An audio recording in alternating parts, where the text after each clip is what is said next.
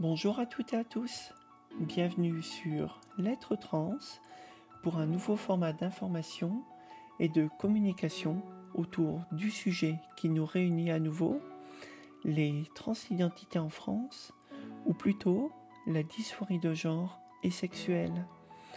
Aujourd'hui, pour ce second podcast, nous avons sélectionné une actualité brûlante autour du sport, et plus particulièrement du sport féminin, ou plutôt des catégories sportives féminines logiquement réservées aux femmes, au sens commun du terme, du mot.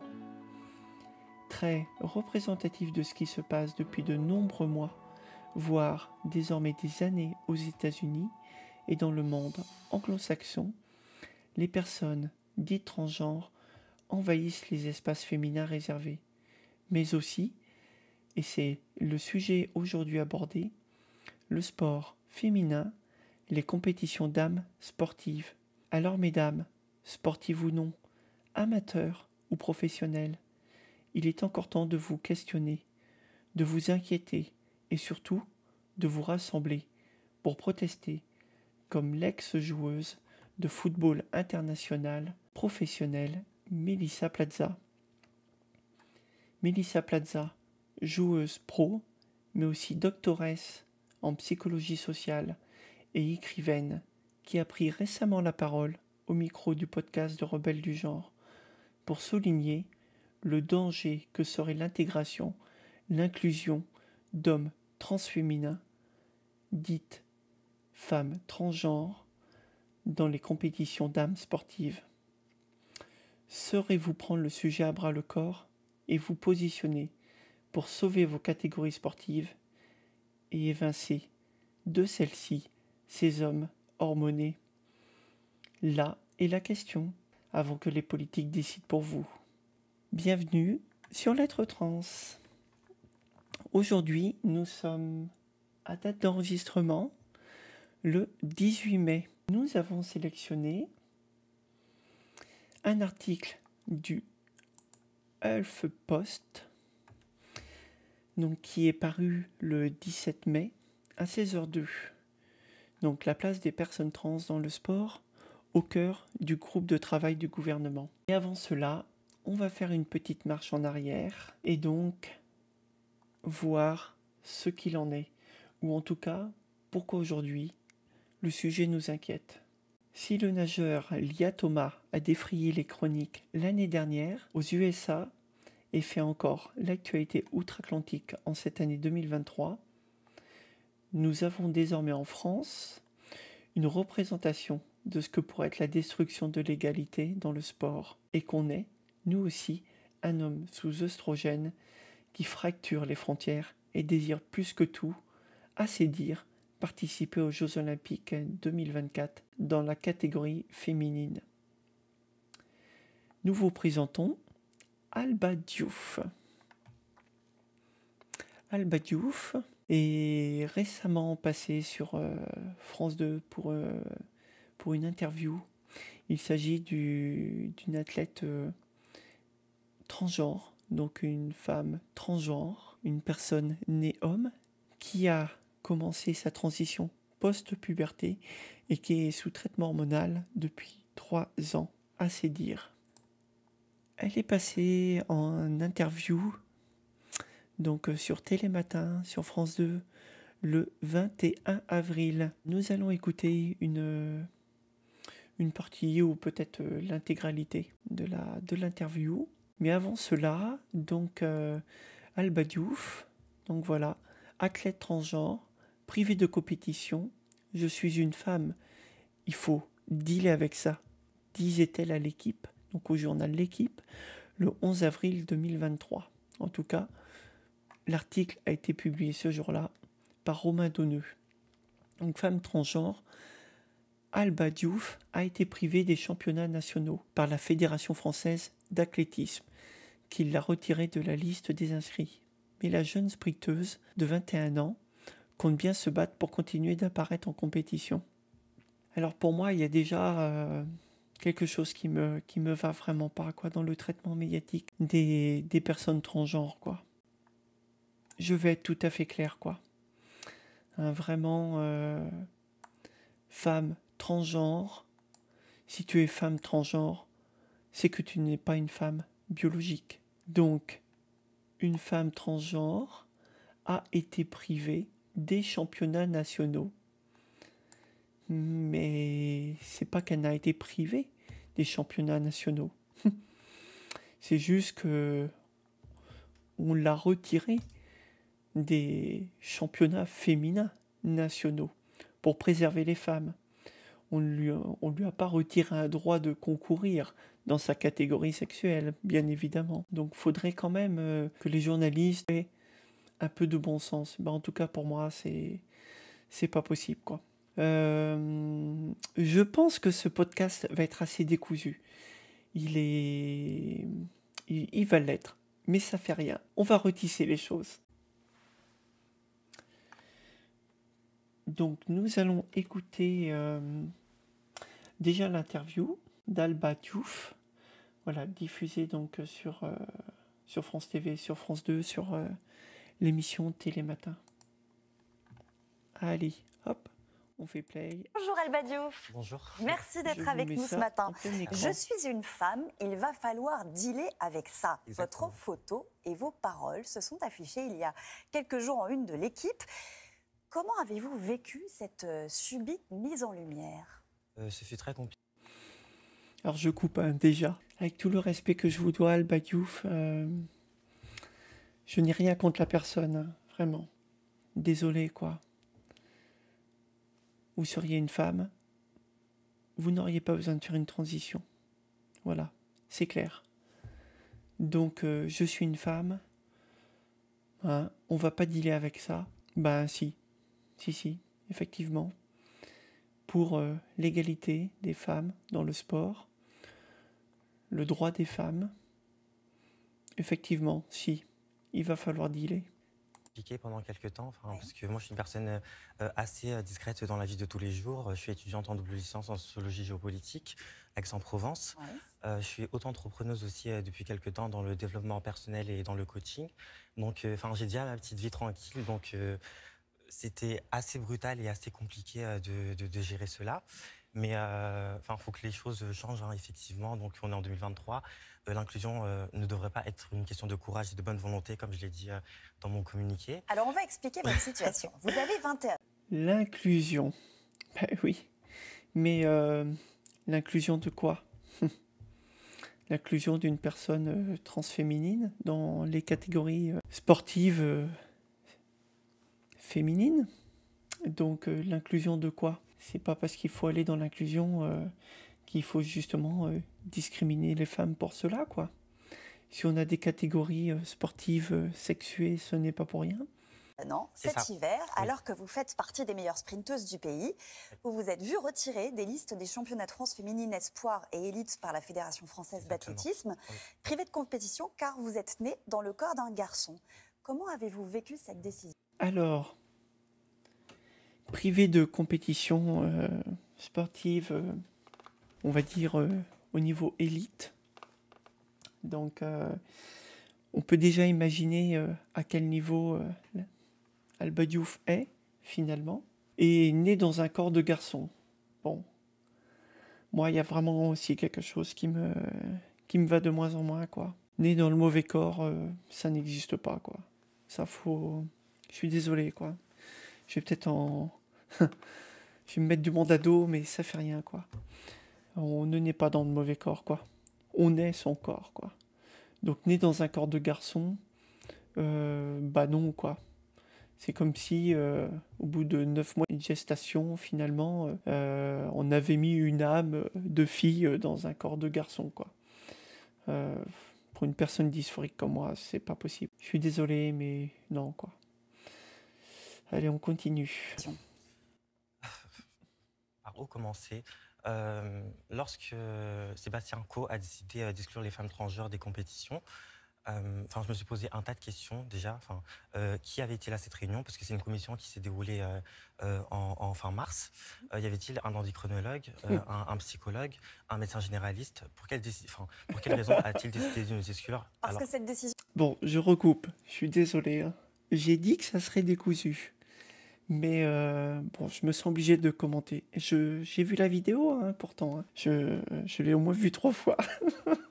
On en a fait on a fait quand même une actualité sur notre Twitter, quoi. Bon, je sais pas, Alba Diouf, excuse-moi de te dire ça, quoi. Hein. Mais bon, t'es sur le plateau de Télématin, quoi.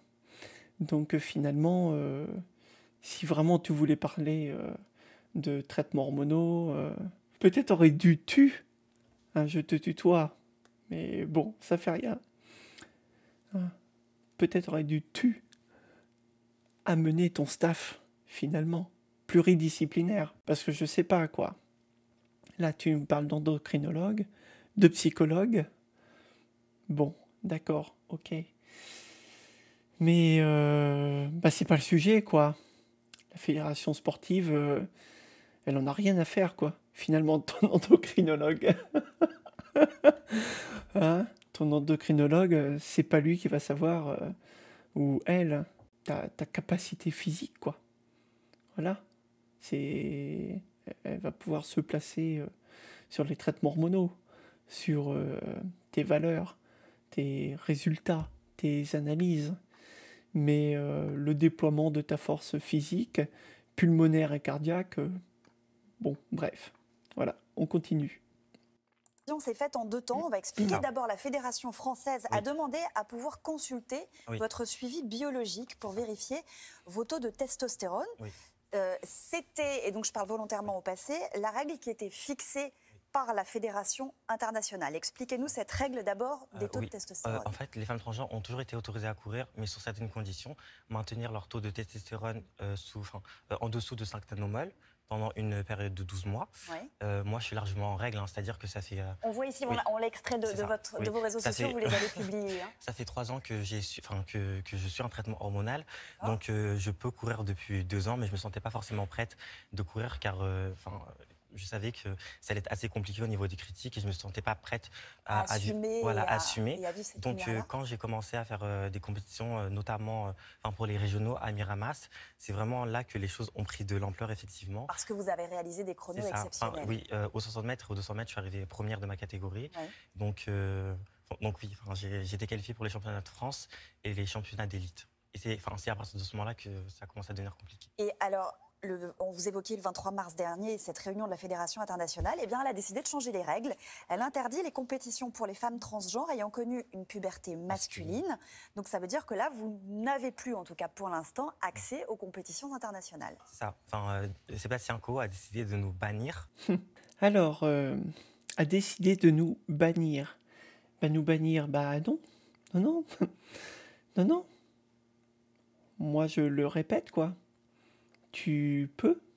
Vous pouvez, Alba Diouf, directement concourir dans votre catégorie sexuelle. Ou alors, battez-vous pour avoir une catégorie transgenre, tout simplement. Ce mot qui est assez dur, hein, c'est-à-dire qu'on n'est plus en 1940. Hein. On ne peut plus bannir les femmes transgenres, hein, on est en 2023. Les choses doivent effectivement changer. Et on sait très bien que c'est pas... Ah, ça m'énerve, quoi. On n'est pas en 1940 ?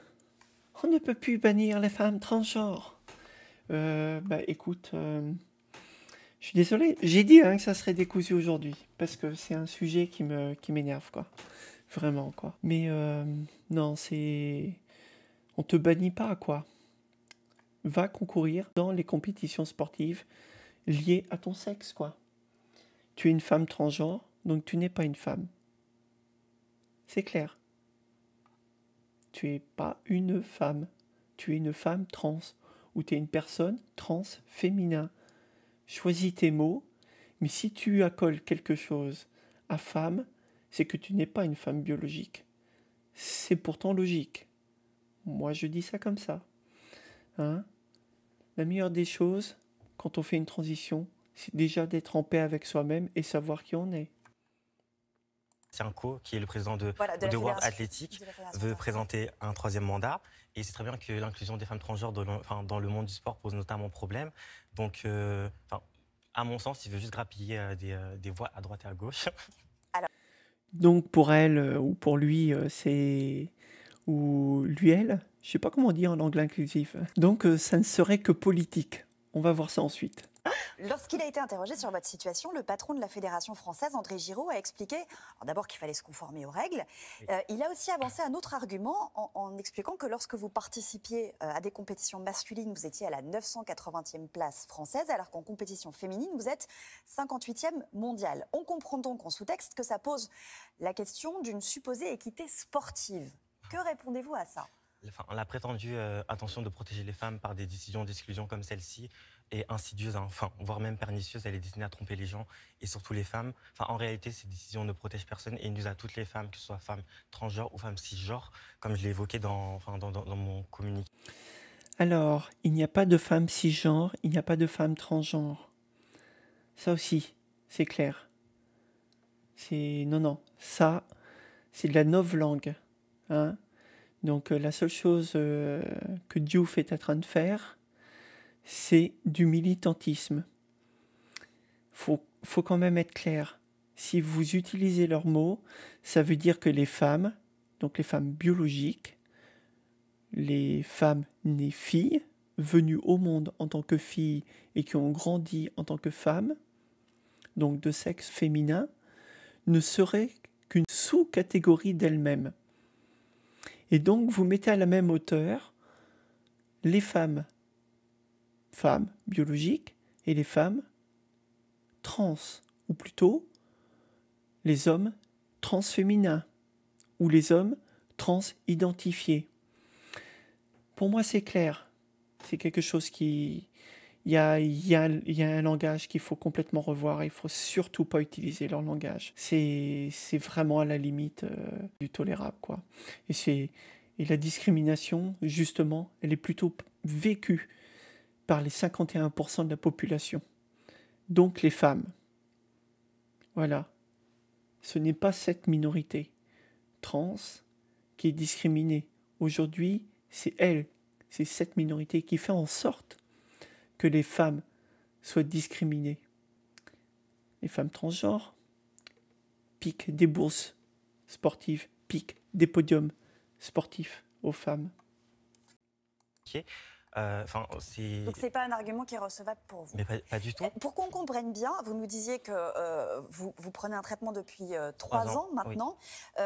Quelles sont les conséquences sur vos performances ? Vu que moi, mon taux de testostérone est vraiment inférieur à la moyenne, hein, je suis à 0,10 nanomol, ouais. C'est-à-dire que depuis 3 ans, mon taux de testostérone ne dépasse pas 0,6. Il y a énormément de conséquences physiques et les gens ne s'en rendent pas forcément compte. C'est-à-dire lesquelles ? Au niveau de la récupération musculaire, j'ai beaucoup plus de mal.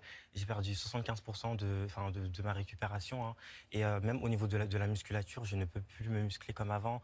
Donc, il y a énormément d'études qui traitent de ce sujet-là. Donc, il faut juste se renseigner, quoi. Oui, il faut surtout se renseigner. Oh là là là là. Oui, Alba Diouf est comme toutes les personnes trans, quoi. Hein, ceux qui militent, c'est qu'elle est hors des réalités. Et justement, on va voir ça tout à l'heure avec Mélissa Plaza, avec une partie de son interview. Mais non, quoi. Non. C'est quelque chose... qui est totalement hors propos. 3 ans de traitement hormonal, donc 3 ans sous œstrogène. Bon, cette personne a quand même eu une puberté masculine. Donc cette personne a 21 ans. Ça fait donc 3 ans, donc elle a commencé à 18 ans. Sa puberté était terminée... était ou terminée ou pratiquement terminée. Donc elle a eu son développement corporel masculin. Donc faut pas croire. Moi, je peux vous le certifier. Le taux qu'elle a, ou qu'il a, je ne sais même pas comment dire en langue inclusive, donc je vais peut-être utiliser les 2 pronoms, juste histoire de ne pas me faire outer de YouTube.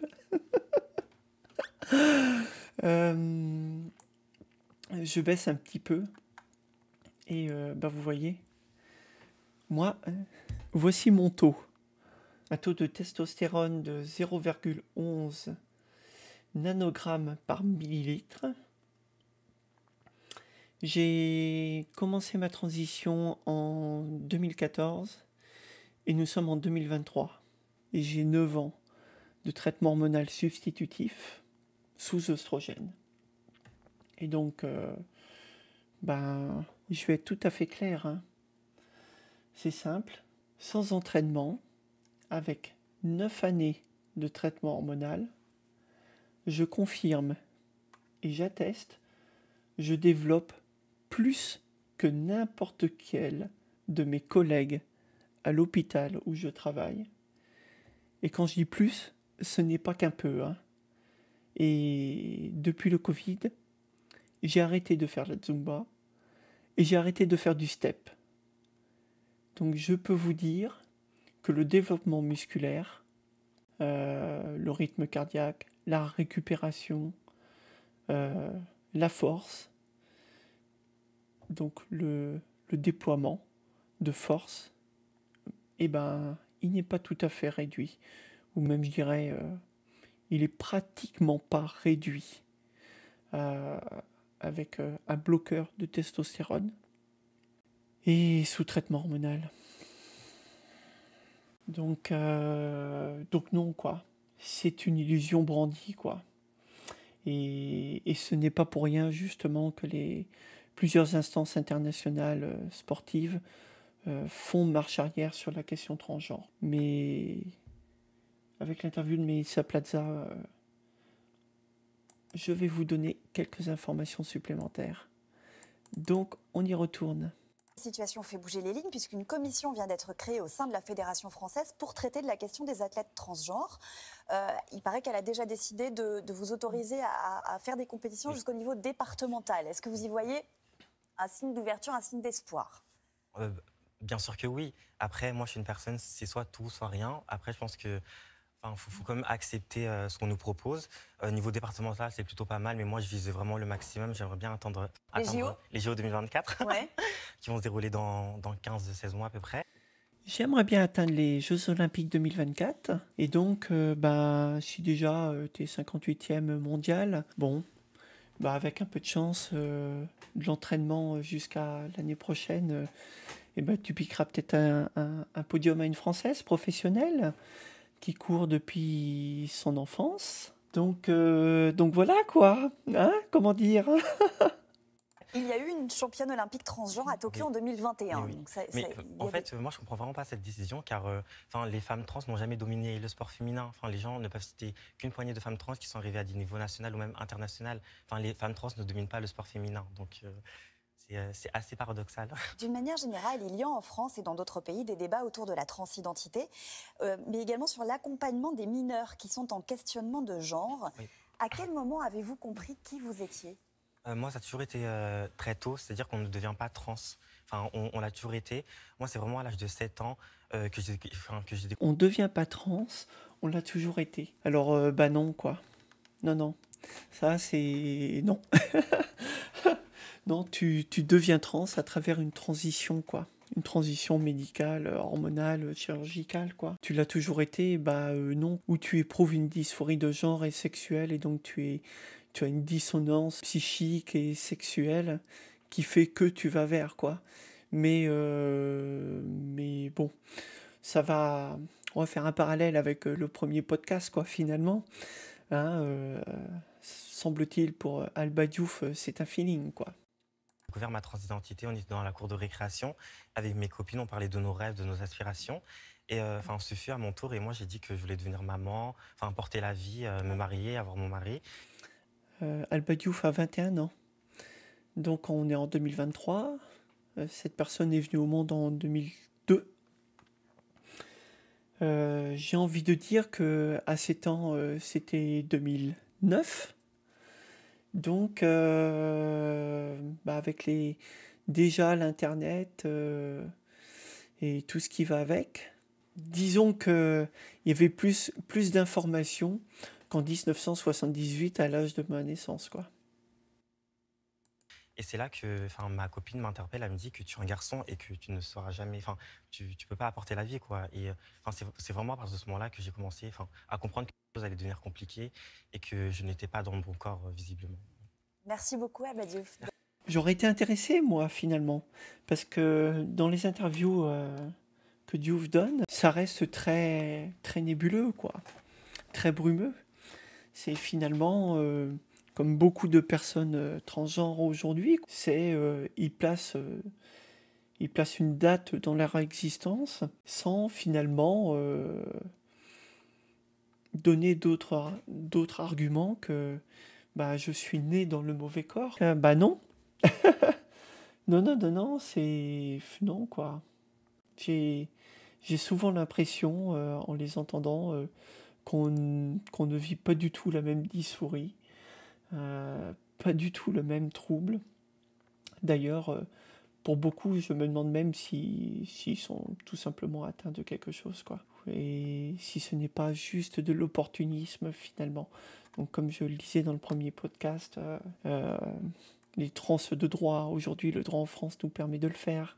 Donc, pourquoi pas se recréer, hein, s'y essayer, quoi.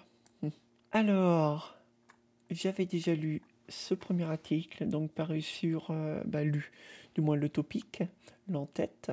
Donc, deuxième article intéressant, donc Alba Diouf parlait là justement dans son interview donc d'André Giraud, le président de la Fédération française d'athlétisme, qui ne décolère pas depuis la parution de l'interview d'Alba Diouf dans l'équipe. Bon, moi j'ai souligné quand même, l'article est très long, hein.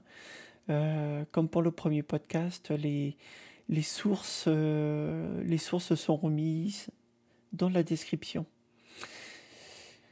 Donc ce que j'ai surligné, concrètement, Alba Diouf était licencié dans un autre club, d'une autre région, la Normandie, jusqu'en 2019, et en tant qu'homme.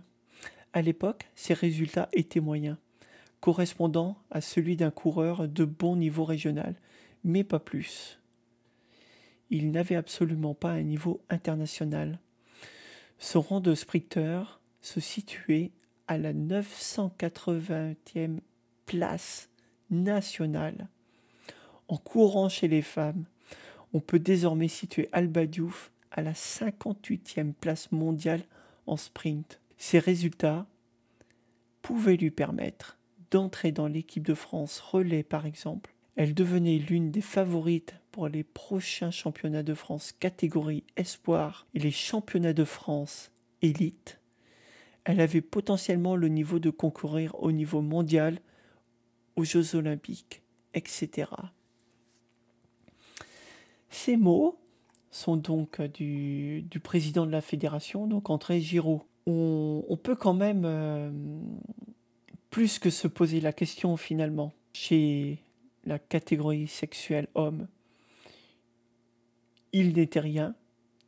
Chez catégorie sexuelle femme, est devenue femme transgenre, elle est devenue quelqu'un. Alors, article suivant, donc à nouveau de Romain Donneux, paru sur l'équipe, donc le 14 avril 2023.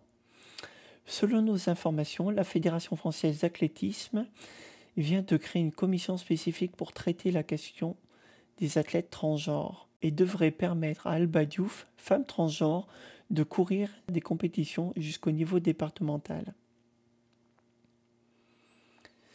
Hop, je vous laisserai aussi lire cet article, quoi. Il sera mis aussi dans la description. Alors, nous allons passer, j'ai sélectionné donc un court morceau de l'interview de Melissa Plaza, l'ex-footballeuse professionnelle internationale. Du podcast de Rebelle du genre, c'est l'épisode numéro 68 et on va écouter quelques minutes à partir de la 33e minute et 46e seconde. Voilà, je me tais. Donc pour revenir au sujet des trans dans les compétitions dames sportives, je voudrais commencer par préciser qu'avant la puberté, il n'y a pas de différence significative en termes de taille, de masse musculaire ou de masse osseuse entre les filles et les garçons. Et c'est pendant la puberté que les différences se font. Donc en fait, ce qui doit nous intéresser ici, c'est l'impact d'une adolescence en tant que mâle sur les performances sportives y compris après la suppression de la testostérone. Sauf que ce qu'il faut savoir, c'est que globalement, les recherches sur les avantages que présentent les athlètes mâles transidentifiés en tant que femmes par rapport aux femmes dans le sport, elles sont rares. Il y en a très peu en fait. C'est étonnant, hein. Et je voudrais évoquer ici, ce que j'ai fait quand même pour ce podcast, j'ai préparé sérieusement les choses, j'ai fait une revue de littérature, ça m'a rappelé mes années de thèse, mes douloureuses années de thèse. Et je voudrais évoquer ici un article en particulier qui est paru en 2021. C'est un article qui a été écrit par la Fédération internationale de médecine du sport et publié dans la revue Sports Medicine. Cet article, c'est en fait une déclaration de consensus de la Fédération internationale de médecine du sport. Je coupe un peu. Alba Diouf, vous auriez pu citer, par exemple, cette littérature et tant d'autres. Fait un petit état des lieux sur la littérature qui existe concernant les différences de performance entre les athlètes mâles transidentifiés femelles et les athlètes femmes quand la transition a eu lieu après l'adolescence. Voilà. Globalement, j'ai retenu 3 choses de ce consensus.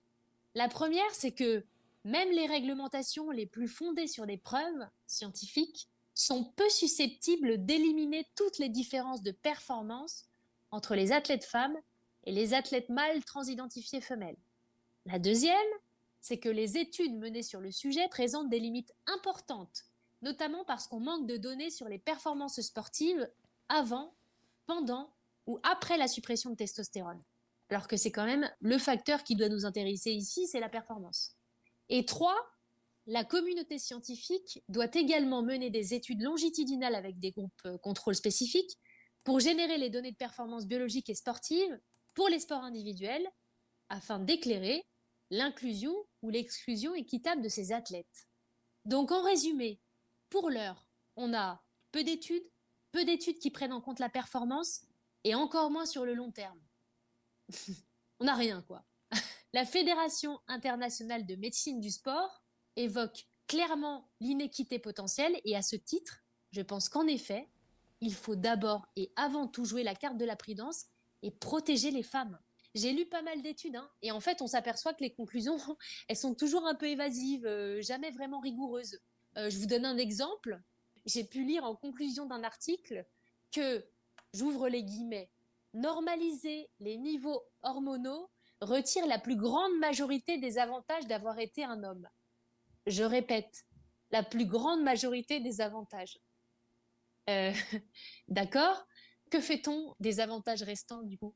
Et d'ailleurs, comment est-ce qu'on peut savoir si des avantages ont effectivement été supprimés quand on ne mesure pas la performance ?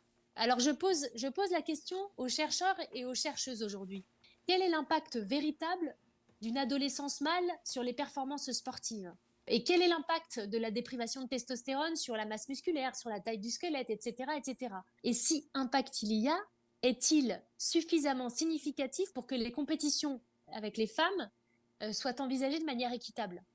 C'est aux politiques de financer ces recherches, c'est aux scientifiques de trouver ces réponses, et ensuite, nous pourrons éventuellement statuer sur les règlements. Merci Mélissa. Et oui, donc il ne faut pas rêver.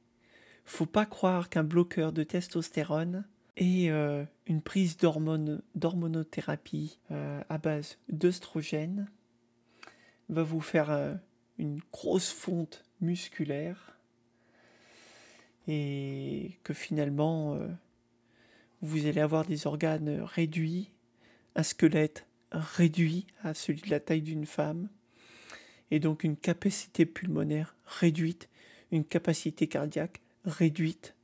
Non. Post-puberté, post-adolescence, le corps est pratiquement terminé. Donc Alba Diouf, désolé de vous contredire, mais non. Non, non, non. Vos arguments avancés restent à mes yeux et aux yeux du collectif Lettres Trans un certain mensonge. Alors, nous allons donc pouvoir passer à l'article que nous avions sélectionné pour ce jour d'enregistrement. Désolé, hein, c'était peut-être un petit peu plus long que prévu, mais c'est vrai que c'est un sujet qui me tient à cœur. Chez Lettres Trans, nous sommes transsexuels, post-parcours, et nous savons ce que nous sommes, ce que nous avons été ce que nous ne serons jamais. Et avant toute chose, il y a aussi le droit des femmes qui nous tient à cœur. Et nous pensons, et je pense moi particulièrement, que les personnes transféminines, donc les personnes transsexuelles, les personnes transgenres, post-puberté, ou du moins qui ont commencé leur transition post-puberté, ne devraient pas intégrer les catégories féminines, quel que soit le sport. Pour moi, c'est simple. Tu as fait une puberté masculine, ou tu concours dans la catégorie sexuée qui va avec ton sexe de naissance, ou alors il faut que les fédérations s'organisent et créent, comme c'est le cas par exemple pour les personnes en situation de handicap, des catégories qui leur est dédiées pour justement avoir une équité, une égalité dans les chances d'aller vers les médailles, vers l'exploit sportif. Donc aujourd'hui, c'est surtout le sport féminin qui est attaqué. Regardez les actualités, vous pourrez voir, il y a très peu, même je dirais pas du tout, ou un pourcentage fort infime, d'hommes trans à vouloir aller concourir dans les catégories sexuées masculines, donc les catégories sportives d'hommes. Parce qu'il ne faut pas rêver, post-puberté, la testostérone va pas donner aux femmes qui vont vers une transition de genre, vont pas donner aux femmes le corps d'un homme. Clairement pas. Donc c'est surtout au niveau des catégories sportives féminines que le danger est là aujourd'hui et que je souhaitais souligner. Allez, place à la lecture. Donc c'est un article co-publié avec l'AFP. Il est un peu tard. J'enregistre un peu tard. Je commence à être fatigué. Alors, la place des personnes trans dans le sport au cœur d'un groupe de travail du gouvernement.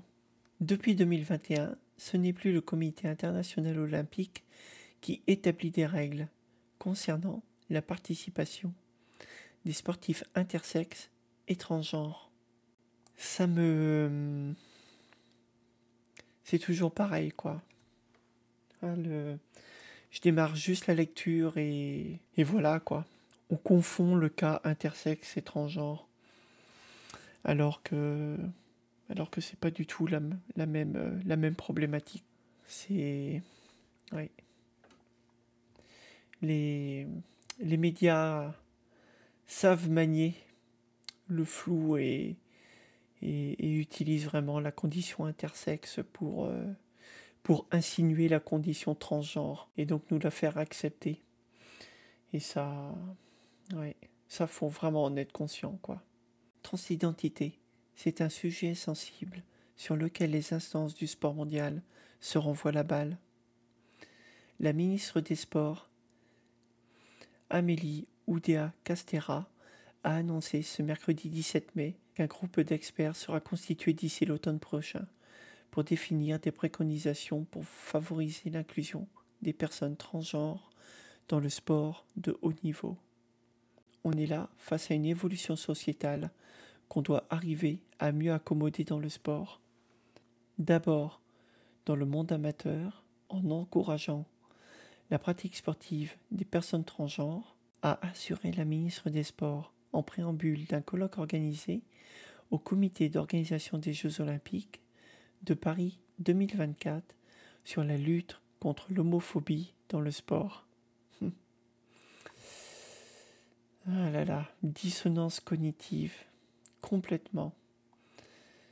Comité d'organisation des Jeux Olympiques de Paris 2024 sur la lutte contre l'homophobie dans le sport. Ces notions, quoi, de mélanger intersexualité, homosexualité, transidentité, parce qu'on ne parle plus de transsexualité. Hein. La notion, c'est transidentité, plus communément appelée trans, quoi, aujourd'hui. Mais homophobie, c'est pas la même chose, quoi, que la transidentité. Être homosexuel, c'est être attiré vers le même sexe. Les homosexuels, ils ne vont pas chercher leur identité à la pharmacie. Ils ne vont pas se piquer à la testostérone ou aux oestrogènes tous les mois, ou toutes les semaines, ou tous les 10 jours. Nos politiques ne sont vraiment pas clairs avec ça. Pour moi, c'est pas possible, quoi. Le terme transidentité est un terme qui lise beaucoup trop les choses. Il ne représente pas la réalité du contexte et des enjeux. On a un enjeu particulier sur le sujet du haut niveau, ajoute-t-elle. Fin 2021, le Comité international olympique a renoncé à établir des directives uniformes quant aux critères de participation des sportifs intersexes et transgenres, laissant la main aux fédérations internationales. L'athlétisme exclut les personnes trans. À nouveau, c'est on exclut les personnes trans. Mais par contre, on ne parle pas des femmes. On ne parle pas des femmes, de ce qu'elles ressentent, de ce qu'elles peuvent éprouver face à ces personnes hormonées. Non, c'est terrible quand même. C'est vraiment terrible, quoi. On est en 2023 et on lit ça sur un site d'information français, quoi. C'est terrible. Depuis, la Fédération internationale d'athlétisme, la World Athletics, a décidé d'exclure les personnes transgenres des compétitions féminines. Décision en vigueur depuis le 31 mars. C'est pas qu'ils ont décidé d'exclure. Je suis désolé, je me répète. Ils peuvent concourir dans leur catégorie sexuée de naissance. Qu'ils aillent concourir avec les hommes. Ou alors qu'ils réclament à nouveau une catégorie spécifique transgenre. Pour beaucoup, les preuves que les femmes trans ne conservent pas un avantage sur les femmes biologiques sont insuffisantes. Comme on vient de le voir, ils veulent plus que des preuves avant de prendre en considération l'option d'une inclusion dans la catégorie féminine, déclarait Sébastien Coe, président de la Fédération internationale d'athlétisme le 23 mars. En France, l'athlète Alba Diouf, la sportive de 21 ans, a été retirée de la liste des participants au championnat de France d'athlétisme. Elle avait exprimé sa colère dans le magazine L'Équipe le 7 février dernier. Le risque que nous avons, c'est vraiment celui d'un double écueil. D'un côté, la pétition de principe de trans qui aurait transitionné et qui dirait « Voilà, l'état civil, je suis une femme, donc j'ai le droit de jouer ». Bah oui, ça résume très bien les choses. Voilà, on change l'état civil, je suis une femme, donc je peux concourir dans la catégorie féminine. Et qui sait qu'aujourd'hui, l'état civil, l'accès au changement d'état civil, ce qu'on appelle le CEC, changement d'état civil, a été largement facilité depuis la loi de rectification de 2016 et qu'elle risque de l'être à nouveau au vu des revendications trans. Ça ne peut pas être aussi simple, estime-t-elle avant de poursuivre, parce qu'il y a un enjeu d'équité sportive qui aussi est très important. Et puis, à l'autre bout du spectre, on ne peut pas être dans une logique de fermeture et ne pas vouloir éclairer davantage la réflexion par la mobilisation de nos experts. Cette exclusion est aussi la décision prise par la Fédération de natation, qui a décidé d'interdire aux personnes ayant eu une puberté masculine de participer à des compétitions féminines. Amélie Oudéa-Castéra explique également parfaitement comprendre que les choses évoluent sur ce terrain-là, mais il faut qu'on ait le plus possible de critères pour favoriser l'inclusion des personnes transgenres dans nos compétitions sportives, conclut-elle. Ben oui, c'est exactement cela. Et donc, c'est exactement aussi pour cela qu'aujourd'hui, les sportives, les femmes, doivent se positionner sur les compétitions féminines pour les sauvegarder et pour qu'elles restent finalement bridées, j'ai envie de dire, à une catégorie sexuée. Voilà, c'était donc un long podcast, plus long que le premier, certes. Il y avait des choses à dire, il y a beaucoup de choses à dire sur le sujet. C'est un sujet qui mérite vraiment débat. C'est un sujet qui mérite de nouvelles études. Aux personnes trans qui m'écouteraient,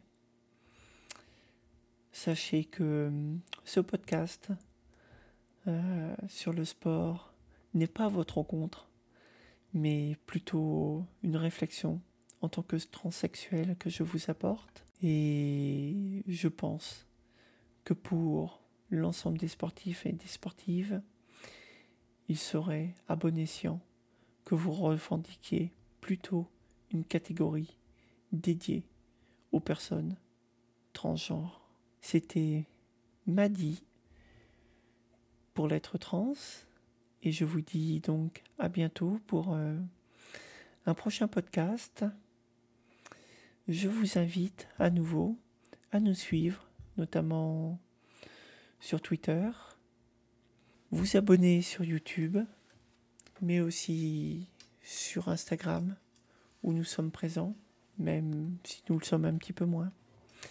Allez, je vous dis à très bientôt. Bonne journée ou bonne soirée.